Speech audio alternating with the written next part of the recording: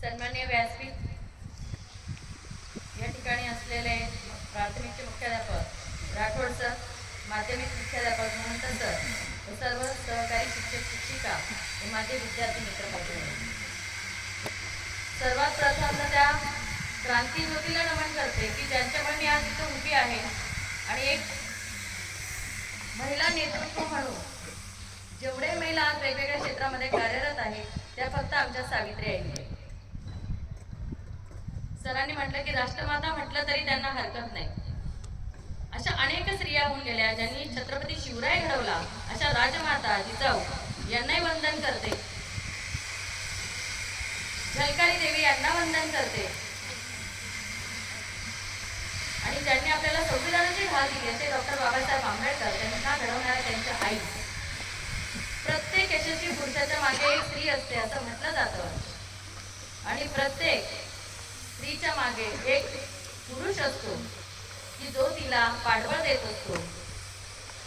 कारण ज्या वेळेस पुरुष श्रेष्ठ की स्त्री श्रेष्ठ अशी गोष्ट येते तर त्यावेळेस स्त्री श्रेष्ठ म्हटल्यावर माझ्या डोळ्यासमोर उभी राहते माझी आई. पुरुष श्रेष्ठ म्हटला की माझ्या डोळ्यासमोर उभे राहता माझे वडील. म्हणजे दोघंही एकाच रथाची भक्कम अशी चाक आहे. कोणी श्रेष्ठ नाही आणि कोणीही कनिष्ठ नाही. आणि असा वारसा आणि आरसा घेऊन सावित्री आईंनी अशा सनातनी काळामध्ये असं पाऊल उचललं की जे समाजाला मान्य नव्हतं. कारण प्रवाहाच्या विरुद्धचं वाहन सगळ्यात कठीण गोष्ट. प्रवाहाबरोबर सगळेच वाहतात, परंतु जेव्हा क्रांती करायची असते, जेव्हा काहीतरी बदल घडवायचा असतो त्यावेळेस प्रवाहाच्या विरुद्ध दिशेने व्हावं लागतं. आणि जेवढे समाज सुधारक असतील, जेवढे देशभक्त असतील, ज्यांची आपण आज नावं घेतो, ज्यांच्यामुळे आज आपण इथे आहोत, त्या महिला असतील, पुरुष असतील, काही ज्ञात आहे काही अज्ञात आहे, या सगळ्यांनी प्रवाहाच्या विरुद्ध वाहण्याचा प्रयत्न केला. कारण ती हिंमत ताकद सर्वांमध्ये नसते.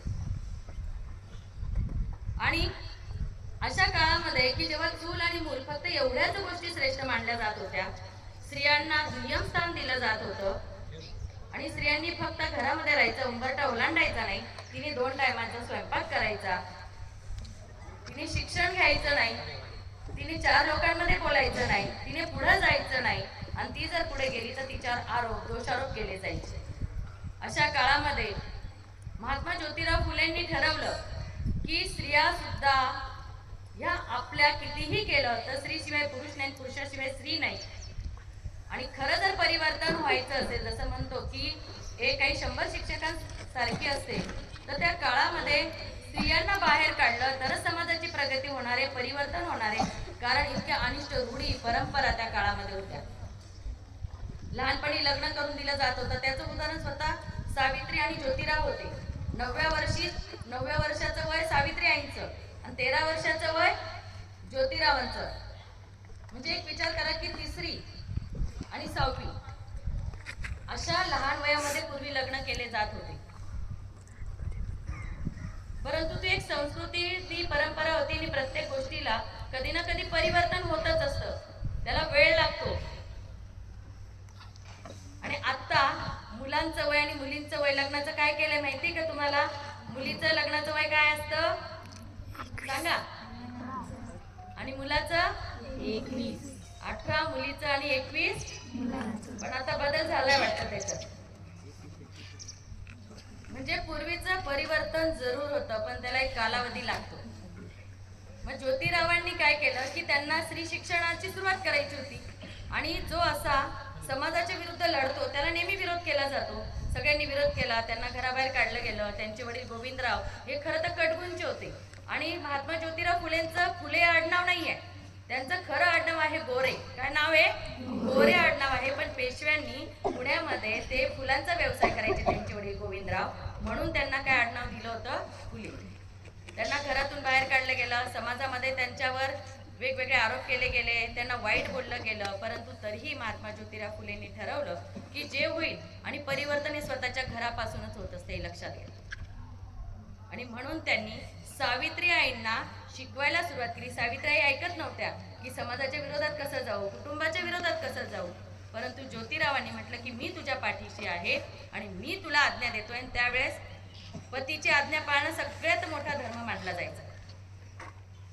त्यांनी ती आज्ञा पाळली आणि सावित्री आई मुख्याध्यापिका झाल्या. सर म्हटले की 4च मुली होत्या, नंतर 40 ते 45 झाल्या आणि त्यांना जोडीला फातिमा शेकीला सुद्धा विसरून चालणार नाही. त्यावेळेस हिंदू मुस्लिम धर्म याच्या जात पात अशा अजिबात बरबटलेलं राजकारण नव्हतं. खूप स्वच्छ आणि नितळ गोष्टी होत्या आणि त्यावेळेस त्यांना विरोध झाला. सावित्री आई प्रभाच्या विरुद्ध वाहणारी व्यक्ती होती. जेव्हा त्या बाहेर निघाल्या तर लोक त्यांना वाईट वाईट बोलायला लागले, कारण त्यांना माहिती होत्या या बाया जर शिकल्या तर ह्या परिवर्तन करतील, हे आपलं ऐकणार नाही. या स्वतः सक्षम झाल्या, या 2 पैसे कमवायला लागल्या तर पुरुषी अहंकार याला धक्का लागण्याची शक्यता होती आणि म्हणून स्त्रियांना शिकू द्यायचं नाही असं खूप ठरवलं.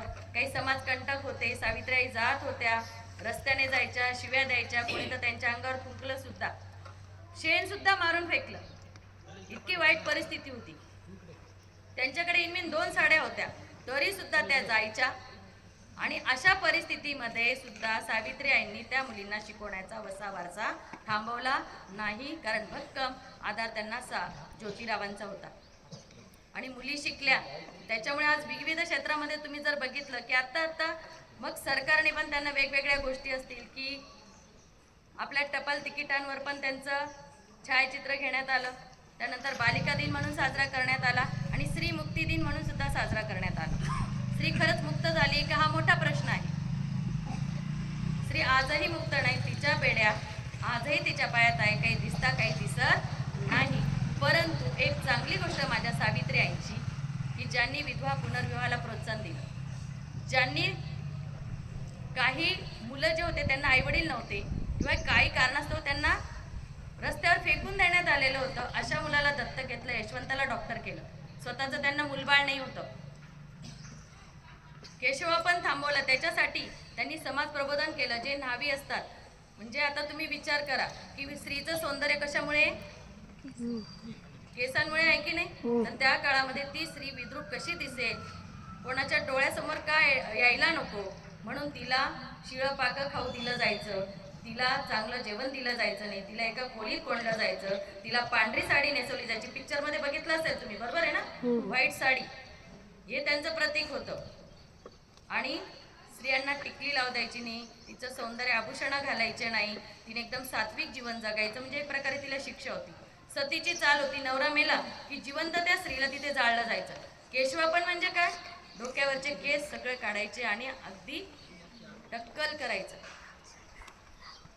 आणि हे न्हावी जे होते, मग न्हाव्यांना त्यांनी जनजागृत केलं आणि सांगितलं की तुमच्या आया बहिणी अशा विद्रूप झालेल्या तुम्हाला चालतील का.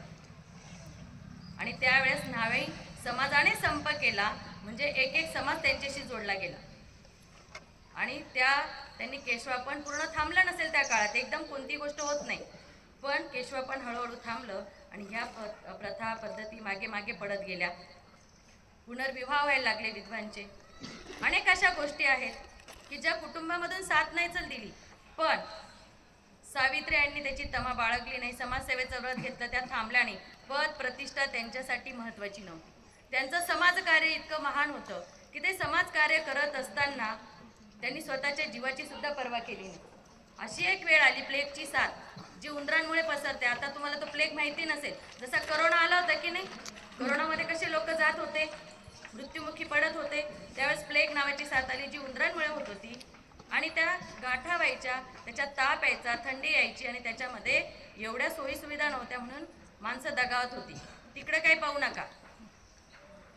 आणि अशा याच्यामध्ये त्यांची सेवा करता करता करता सावित्री आई सुद्धा त्या आजाराला बळी पडल्या. परंतु त्यांनी समाजसेवेचं व्रत असं नाही केलं की नाही बाबा मला करायचं नाही आहे, माझं जीवन महत्त्वाचं, माझं आयुष्य महत्त्वाचं आहे, किंवा प्रवाहाच्या विरुद्ध मी कशी वाहू, मला लोक काय म्हणतील, जनतेचा विचार केला असता तर मला वाटतं इथे एकही मुलगी बसली नसती आमच्या सगळ्यात. आणि हा आरसा आणि वारसा आपल्याला चालवायचा आहे. सावित्री आईंचं व्रत घेऊन आपल्याला पुढे चालायचंय. म्हणून मुलींना आवर्जून सांगते, बाकी गोष्टी थांबवा आणि शिक्षणाला महत्त्व द्या. तुम्ही जर शिकाल तर टिकाल. शिक्षण ही फार महत्त्वाची गोष्ट आहे. मुलांनाही ते सांगतो, देणारे खूप आहेत पण तुम्ही घेत नाही. त्यांचा आदर्श घ्या, त्यांच्या गोष्टी घ्या, एवढंच म्हणेन. आणि शेवटी फक्त एक, क्रांती ज्योतीने दिला ज्ञानरूपी वसा, आम्ही चालवू हा पुढे वारसा.